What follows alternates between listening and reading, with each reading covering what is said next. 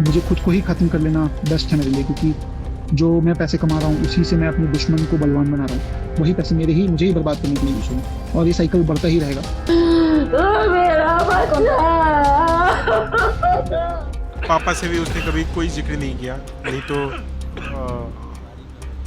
ना पापा और मैं दोनों को अगर ये थोड़ा भी हिंट रहता तो शायद मैं निकाल के ले गया होता। न्याय प्रक्रिया को देखें तो उसने जो बात कही है, अगर आप देखोगे कि न्याय प्रक्रिया के ऊपर उसने सवाल उठाया है। अगर न्याय प्रक्रिया आप लोग नहीं ठीक करोगे, नहीं चीज़ों को ठीक करोगे तो शायद जैसा मेरे भाई ने कहा है वैसे बहुत सारे लोग कहेंगे आगे आने वाले टाइम में। और हो सकता है कि शादी जो है वो करना लोग सोचेंगे एक बार मेरे भाई के इस वीडियो को देख के, और जो चीज़ें हुई हैं, तो शायद हो सकता है कि आगे आने वाला टाइम जो होगा वो लड़के शादी करने से डरेंगे। अतुल सुभाष के भाई हमारे साथ मौजूद है, बेंगलोर से अभी आए हैं, वहाँ पर अंत्येष्टि भी हो गई है। क्या आप लोग अब न्याय के लिए क्या मांग कर रहे हैं? सर, हमें न्याय चाहिए एट एनी कॉस्ट। मैं आपसे बस यही गुजारिश कर रहा हूँ कि आप लोग इस केस को, क्योंकि जज का नाम इन्वॉल्व है इसमें, तो मैं किसी भी तरह चाहता हूँ कि जज के नाम के इन्वॉल्वमेंट की वजह से आप लोग इस केस को रफा दफा करने की कोशिश ना करें। इस केस में जो बेस्ट पॉसिबल हो सकता है, मेरी तरफ से आपको जो हेल्प चाहिए सारे मैं कोऑपरेट करने के लिए आप लोगों से तैयार हूँ। बट ये एक मुहिम जो है, उस मुहिम को आप लोगों को चलाना है, आप लोगों को आगे बढ़ाना है। ये आवाज़ सिर्फ मेरी नहीं, मेरे भाई की नहीं, बहुत सारे ऐसे मैरिज लाइफ में आज के डेट में ये लोग गुजर रहे हैं इंडिया में, जिनके पास कोई फोरम नहीं है कि वो अपनी बात रख सकें। कोई फोरम नहीं है जिसमें मैन अपनी बात कहीं सोसाइटी में जाके बोल सके। कुछ फाउंडेशंस हैं जो चल रहे हैं और वो चाह रहे हैं कि लोगों को बचाया जा सके, बट हमारे देश में कोई कानून नहीं है। जब कानून ही नहीं रहेगा तो ना तो सुप्रीम कोर्ट उसके अगेंस्ट में जा सकती है, ना कुछ और कर सकती है। तो मैं ये चाहता हूँ कि एटलीस्ट कुछ कानून बने इंडिया में जो मेंस के राइट को, मेंस को ऐसा मौका दे कि वो अपनी बात को कह सके, अपनी बात को बता सके और उसको जस्टिस मिल सके।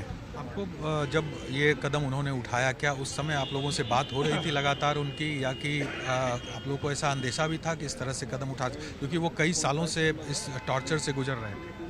सर, हमारे साथ कभी डिस्कशन किया होता तो शायद मैं उसको इस परिस्थितियों में आने नहीं दिया होता, या मेरे फादर के साथ कभी वो बहुत फ्रैंक रहता था, हमेशा सारी चीज़ें डिस्कस करता था। इवन मैं उतना फ्रैंक नहीं हूँ फादर से, मदर से मैं बहुत ज़्यादा फ्रैंक हूँ।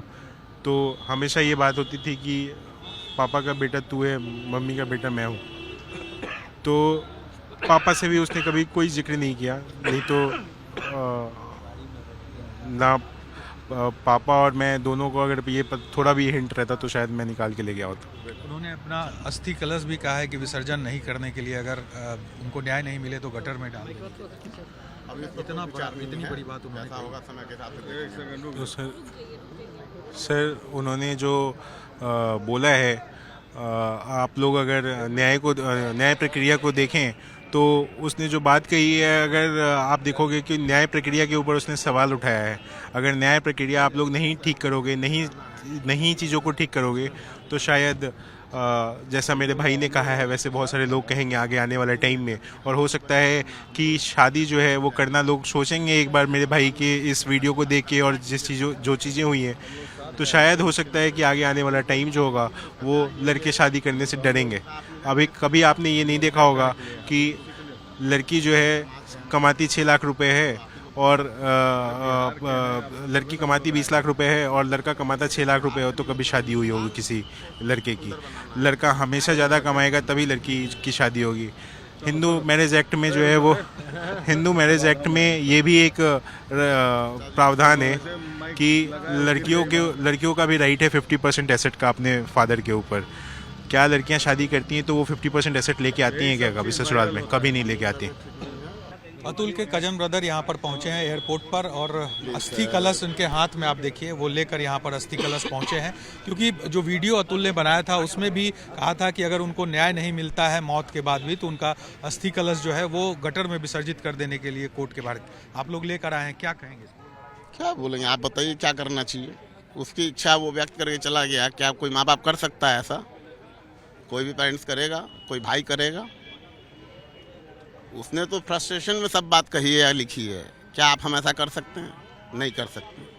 लेकिन उसकी भावना की कदर करने का प्रयास करेंगे कि सम्मान उसको मिले और उसकी इज्जत बने। यही है। न्याय न्याय व्यवस्था से वो काफी खफा थे। आपको लगता है कि अब न्याय मिलेगा? अब तो इस दुनिया में अतुल भी नहीं है। अतुल को न्याय मिलना चाहिए, इसके लिए पूरा समाज लगेगा, पूरा हिंदुस्तान लगेगा, तभी उसको न्याय मिलेगा। अदरवाइज अपने यहाँ जो करप्शन है वो हिंदुस्तान में वो कभी खत्म ना हुआ है ना होगा। आप लोगों को कभी इसकी जानकारी थी कि इस तरह से मामला चल रहा है, इतना डिप्रेशन में वो चल रहे हैं और इतनी परेशानी से गुजर रहे हैं? परेशानी थी, लेकिन वो इतना डिप्रेस था ऐसा कभी हम लोगों को नहीं लगा, कभी फील नहीं हुआ इतना। ऐसे इंसान दिखते थे कि इस तरह का भी कदम बहुत मजबूत लड़का था वो, बहुत ताकतवर लड़का था और बहुत ऊंचाई पे जाने वाला बच्चा था हमारा। लेकिन अब क्या किस्मत कहें हम लोग की, हम लोग की खराब कि बच्चा आज हमारे बीच नहीं है। बस ये दुख है हम लोग को, और इसमें समाज सार्थक साहब सबको मिल के जस्टिस मिले, समाज के और बच्चों को ऐसा करने में मजबूर ना होना पड़े। आज की जो लड़कियां इतना फ्रस्ट्रेशन दे रही हैं उनको रोकना चाहिए, हर पेरेंट्स को, अपने लड़कियों के माँ बाप को भी मजबूत कानून इस पर बनना चाहिए। एक लॉ एंड ऑर्डर नया बने कि इस तरीके से लड़कियां हरास नहीं कर सकें लड़कों को।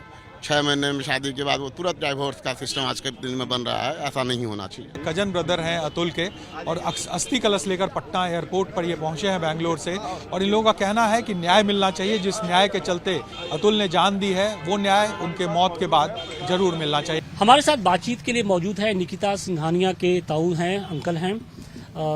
बहुत ये दुख की घड़ी है इस वक्त, किस तरीके से कितनी आप लोग को कितना दुख है इस बात का कि आपके घर का जो दामाद था उसने सुसाइड कर लिया? वे दुख तो इतना है कि जिसका कोई कल्पना नहीं है कि उसने हम लोगों को, केस तो चल ही रहा है कोर्ट में, उसके बावजूद हम लोगों को दोषी बना के चला गया, जबकि हम न वहाँ हैं न हमारा कोई उसमें वो है। हम तो जौनपुर में हैं, फिर भी उसने हमारे ऊपर 10 इतने ब्लेम लगाए हैं।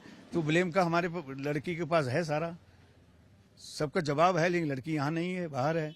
और मैं तो उसका एक गार्जियन के रूप में मतलब बड़ा भाई हूँ उसके पिता का। बाकी केस तो वही लोग लड़ रहे हैं, मैं तो कोई जानता भी नहीं उसके बारे में। आपको इस बात का बिल्कुल एहसास था कि कभी अतुल इस तरीके का कदम उठा सकता है? सवाल ही नहीं। 3 साल से हम लोग आपस में कोई बातचीत ही नहीं है। 3 साल पहले जब वो वहाँ से आई है, उसके बाद में कोई मेरी बात हुई, तब उसके बाद में बात ही नहीं है। और मेरे से तो कोई मतलब ही नहीं है, वही लोग, उन लोगों का भी नहीं हुआ है, न कोई आमना सामना हुआ है। तो शादी कैसे हुई थी? मतलब कोई लव मैरिज? बस बता दिया बाबूजी, अब ज्यादा जानकारी आपको वही लोग देख पाएंगे, मेरे को जानकारी रियल में नहीं है। मेरा तो नाम उसने शादी के बारे में हम पूछ रहे थे कि शादी कैसे हुई थी? वो लड़की बता देगी ना, सारा वो बताएगी ना। मेरे को जितनी था कि मेरा नाम जबरदस्ती दिया गया है, मैं दूसरे मकान में रहता हूँ, वो दूसरे मकान में रहते हैं, समझे। बस मेरे भाई की लड़की है, बहुत दुख है कि उसको प्रताड़ित किया गया था। उसके बाद में केस चला, अब ये केस का निर्णय कोर्ट करेगी। अब ये बीच में ये घटना घट गई तो उसका हम जिम्मेदार, हमारे परिवार थोड़े। आपको जिम्मेदार हम नहीं ठहरा रहे हैं। अतुल ने चूंकि ऐसी बातें कह के गया, जवाब दिया जाएगा ना, वो लड़की देगी ना जवाब तो लड़की देगी ना, उसी भुक्त होगी तो वही है। नहीं, हम ये जानना चाहते हैं कि ये हमारे ऊपर तो लग नहीं रहा, उसके ऊपर लग रहा है, तो वो देगी ना जवाब। ये बातें अचानक कैसे बिगड़ गई? शादी हुई थी, फिर उसके बाद अचानक से धीरे धीरे। नहीं प्लीज। अच्छा, ये निकिता कहाँ रहती हैं अभी फिलहाल? फिलहाल वो मेरी समझ में दिल्ली में है या गुड़गांव कहीं है, वो मेरे को नहीं जानकारी। तो क्या अतुल उनकी जॉब से एक तरीके से नाखुश थे क्या? ये मेरे को नहीं मालूम। आप झूठ मूठ में मेरे से पूछ रहे, मेरा कोई उससे लेना देना ही नहीं। मेरा कोई, मैं इतना जानता हूँ, मेरी वो भतीजी लगती, भाई की लड़की, बस। इससे ज्यादा वो क्या चल रहा था क्या नहीं, चलो वही बताएंगे सारा। आपकी जब भाई की डेथ हुई थी तो उस दौरान भी कहा गया कि नहीं, जिस तरीके से दहेज मांगा जा रहा था उसकी वजह से, तो वो सब बताएंगे। वो नहीं, आपसे कभी आपके भाई की बात होती थी तो क्या कहते थे? नहीं कुछ नहीं, हम देखिए ये वही बताएगी। हम कहाँ इसको लेंदी कर रहे हैं, कोई मतलब नहीं। जब मेरे को जानकारी नहीं तो मेरे से क्यों आप पूछ रहे हैं? मेरे को जब जानकारी वही देगा, सही जानकारी। मैं कहाँ से क्या जानकारी? बतौर घर के मुखिया होने के नाते में आपने क्या कहा? आपने कहा कि सिर्फ 2 मिनट आपका लेंगे। अब आप डिटेल मैं कहाँ से दूंगा? डिटेल तो जिसके पास है उससे लेंगे ना आप। डिटेल नहीं, हम बस एक आपसी रिश्तों की बात पूछ रहे हैं कि कितना मलाल है कि घर के दामाद ने इस तरीके का कदम उठा लिया और आप लोग के ऊपर ब्लेम लगाया। नहीं, वो जवाब वही लोग देंगे, मेरे से आप मत बात करेंगे, बस हो गया, मैंने दिया।